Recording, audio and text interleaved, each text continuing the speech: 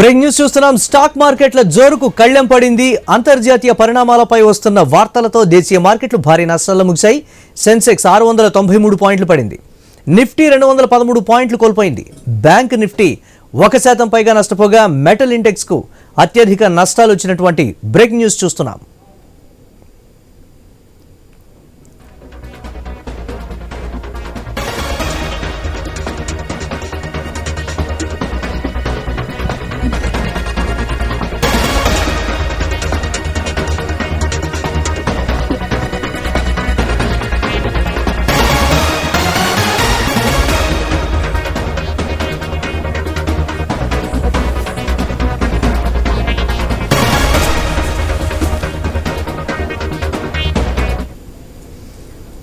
Right, stock మార్కెట్ల జోరుకు కళ్లెం పడింది. అంతర్జాతీయ పరిణామాలపై వస్తున్నటువంటి వార్తల నేపథ్యంలో దేశీయ మార్కెట్లు భారీ నష్టాల్లో కూడా ముగిశాయి. సెన్సెక్స్ 693 పాయింట్లు పడిపోయింది. నిఫ్టీ 213 పాయింట్లు కోల్పోయినటువంటి పరిస్థితి ఉంది. రైట్, ఇక ఇదే అంశానికి సంబంధించి మనతో మాట్లాడటానికి శ్రీరామచంద్రమూర్తి గారు, స్టాక్ మార్కెట్ అనలిస్ట్, లైవ్ లో సిద్ధంగా ఉన్నారు.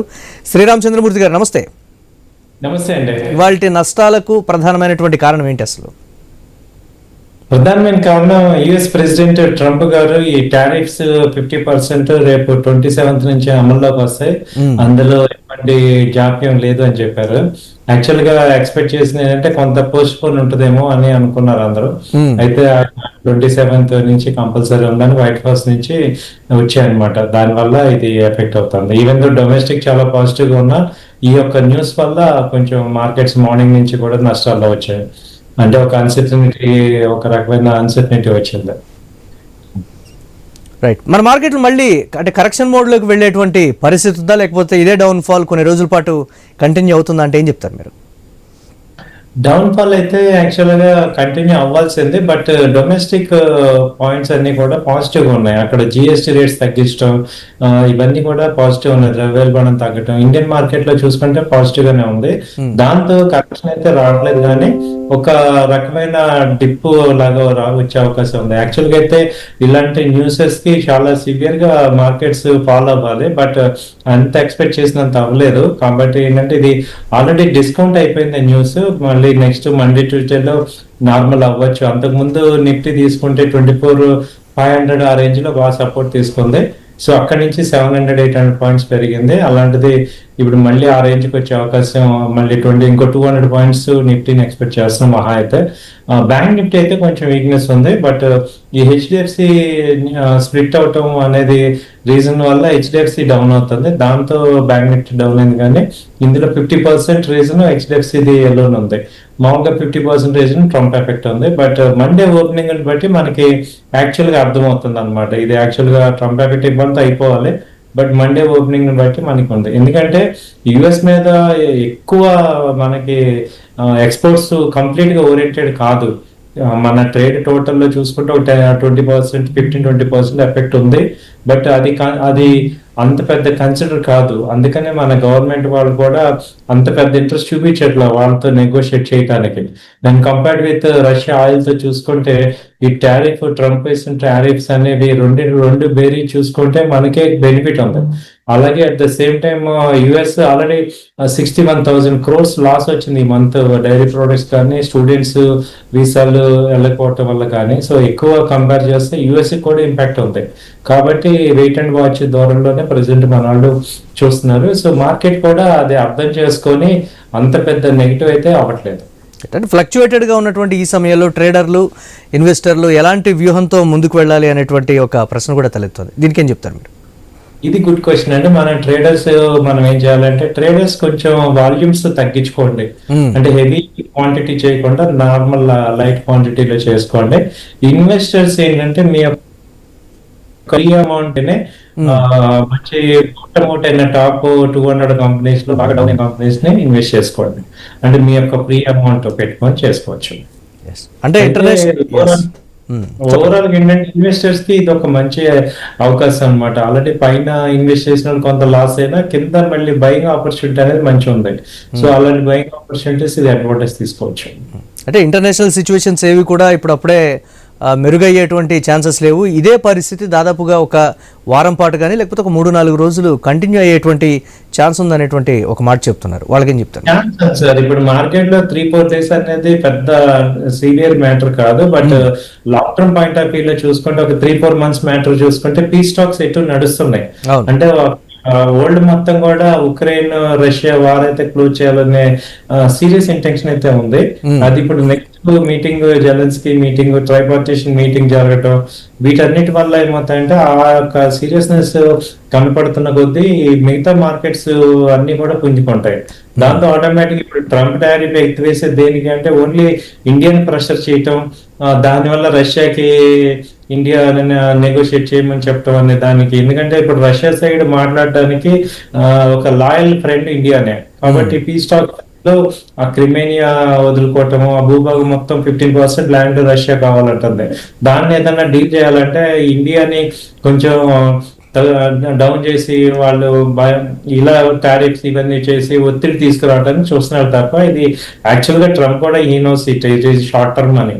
కాబట్టి అందరికి చెప్పేది ఏంటంటే రీడ్ బిట్వీన్ వర్డ్స్ అని, అసలు ఏం జరుగుతుందని ఒకసారి చూస్తే ఆ లేయర్ మనకి యాక్చువల్ లేయర్ అర్థమవుతుంది అనమాట.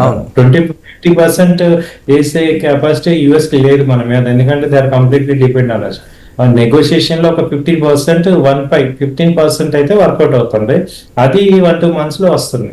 ఈ లోపు ఏంటంటే ఆ పీస్ వార్ అవ్వాలి కాబట్టి రష్యాకి డిపెండబుల్ ఫ్రెండ్ ఇప్పుడు ప్రెసెంట్ ఇండియానే ఉంది. చైనా ని ఎవరు నమ్మరు కానీ ఇండియాకి హోల్డ్ ఉంది కాబట్టి ఇండియా కొంచెం ఆ ల్యాండ్ దగ్గర బార్గెన్ చేయించి కొంత మీడియేట్ చేసే అవకాశాలు ఉన్నాయన్నమాట. ఇటు పక్కన స్టేబుల్ సీట్ లో కూర్చోవలసి వస్తే అటు European union, NATO, US, Ukraine side ఉంటే రష్యా సైడ్ కంపల్సరీ ఇండియా రావాల్సి వచ్చే ఉంది. కాబట్టి వాళ్ళు ముందుగానే వీళ్ళని ఇలా చేసి ప్రెషర్ చేద్దామని చూస్తున్నారు. సో కమింగ్ 1-2 months లో ఇది ఎటు జరుగుతుంది కాబట్టి పాజిటివ్నెస్ అయితే ఉంది. ఎస్, అంటే లాంగ్ టర్మ్ సంగతి పక్కన పెడితే షార్ట్ టర్మ్లో ఇన్వెస్ట్మెంట్ చేస్తూ ఇంట్రాడే సెషన్కి ఎక్కువగా కూడా ట్రేడ్ చేస్తూ ఉంటారు చాలామంది. వాళ్ళకి ఏం చెప్తారు? ఇమ్మీడియట్గా అంటే హెవీగా చేయొద్దంటారా, లేకపోతే ఎస్ పర్వాలేదు అనేటువంటి ఒక కోణంలో చెప్తారా? వాళ్ళకి ఎలాంటి సూచనలు ఇస్తారు మీరు? ట్రేడర్స్ కి అయితే ఏంటంటే మెయిన్ అంటే ట్రేడర్స్ అంటే వాళ్ళకి టార్గెట్, స్టాప్ లాస్, డైరెక్షన్ క్లారిటీగా ఉన్నప్పుడు క్వాంటిటీ తగ్గించుకోండి, స్టాప్ లాస్ క్యారీ చేయకండి, నెక్స్ట్ డే క్యారీ చేయకుండా లాస్ అయితే లాస్ బుక్ చేసుకోండి, క్వాంటిటీస్ తగ్గించుకోండి, స్మాల్ క్వాంటిటీస్ చేయండి. అంటే ఒక 4 రోజులు తక్కువ ఇచ్చడం వల్ల మనకి నష్టమేం లేదు కదా, హెవీ లాసెస్. రెండోది ఏంటంటే రివెంజ్ ట్రేడ్స్ చేయొద్దు. ఆప్షన్స్ ట్రేడర్స్ అందరికీ కూడా రివెంజ్ ట్రేడ్స్ చేయొద్దు. మంచి ఫీచర్ ఉంది, వెయిట్ అండ్ వాచ్ చేసుకోవచ్చు. సో ఆప్షన్ తెచ్చే వాళ్ళందరికీ చెప్పేది ఏంటంటే బాగా క్లారిటీ ఉంటేనే చేయండి, లేకపోతే ఇవన్నీ కూడా పెద్ద ఇది చేయకపోవడం బెటర్.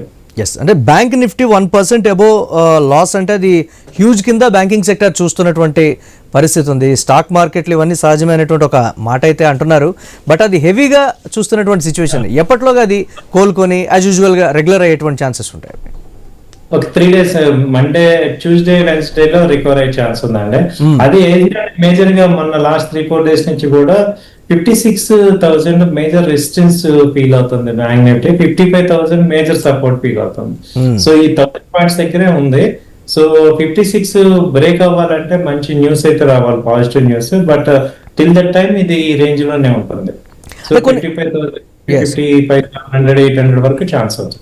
కొన్ని రంగాలకు చెందినటువంటి షేర్లు కంటిన్యూగా లాస్లోనే ట్రేడ్ అవుతున్నాయి అనేటువంటి మాట, ఇప్పుడప్పుడే అవి కోలుకునేటువంటి ఛాన్సెస్ లేవు అనేటువంటి మరొక వార్త కూడా.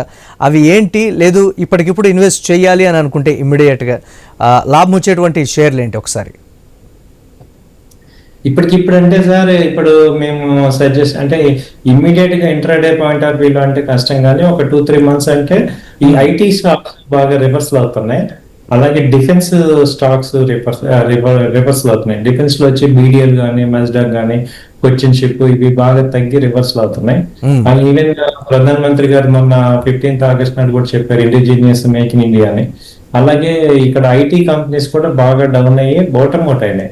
ఈవెన్ టీసీఎస్ కానీ, ఇన్ఫోసిస్ కానీ, వీటిల్లో ఒక 3 months హార్జన్ ఇన్వెస్ట్ చేస్తే మంచి ప్రాఫిట్స్ వస్తాయి.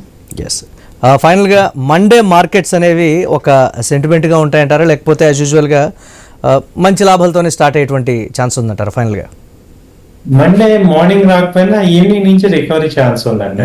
మండే కూడా కొంచెం ఏదైనా ఇంటర్నేషనల్ ఎఫెక్ట్ ఏదైనా జరిగి మార్నింగ్ డౌన్ అయినా కానీ ఈవినింగ్ నుంచి రికవరీ అంటే ఆఫ్టర్నూన్ నుంచి రికవరీ ఛాన్స్ ఉంది. Okay okay right, thank you Sriramachandramurthy గారు, థ్యాంక్ యూ అండి, థ్యాంక్స్ ఫర్ అనాలిసిస్. మిగతా అప్డేట్ చూస్తే ఏపీలో చేపట్టే